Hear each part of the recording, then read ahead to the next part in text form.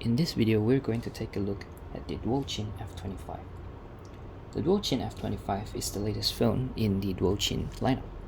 Previously, there was the Qin F21, F21 Pro, F22, and the F22 Pro.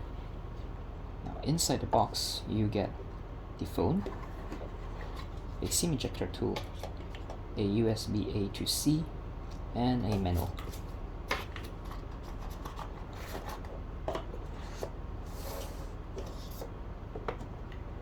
The F25 comes with a clear silicone case. Now, the quality of this case isn't unique or anything special, but it's there to keep the phone safe. Now, when you place it on a table, it doesn't wobble as much, but the camera bump is there. It is quite protruding in a sense. Now, on the back we have an 8-megapixel camera, and on the front we have a selfie camera on the bottom right, just like the F22 Pro.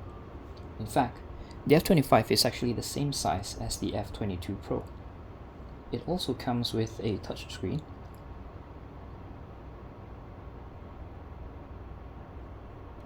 you can also use the D-pad for navigation. This time the arrow buttons feel much better than the F21 and the F22 Pro, where it's just a small circle. On the F25, you can actually move around and select whichever option you want using the middle round nipple button. Now, the keypad on the F25 is still rather mushy, just like the F22 Pro.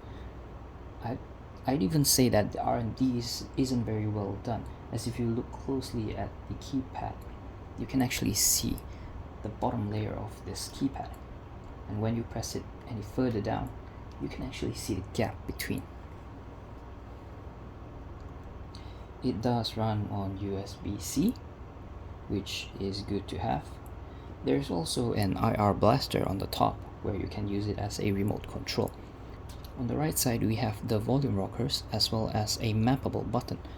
Currently I have it set to on and off, so you can map it to whatever app you want for quick access.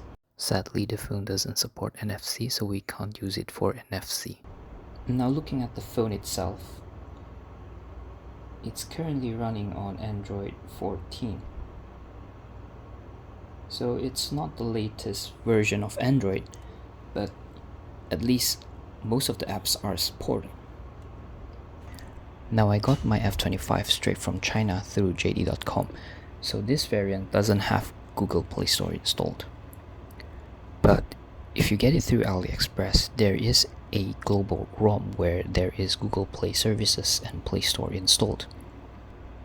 For my Google version, I've installed Aurora Store and it runs perfectly well. I've tested WhatsApp, Reddit, and Instagram, and everything runs fine. Of course, for my variant, since I'm running the China ROM, I don't have Google Play services installed, so I can't access any Google apps like Google Map or Gmail or YouTube.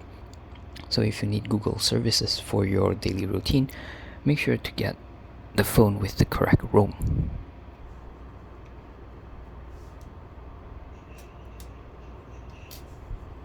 The F25 supports dual SIM, but it does not have SD card support. The phone itself comes in 128 gigs of storage and 6 gigs of RAM. Now, there is no SD card support, so I'm not sure if 128 gigabytes is actually enough for today's use case if you have a lot of documents or media files. Now, let's look at some size comparison.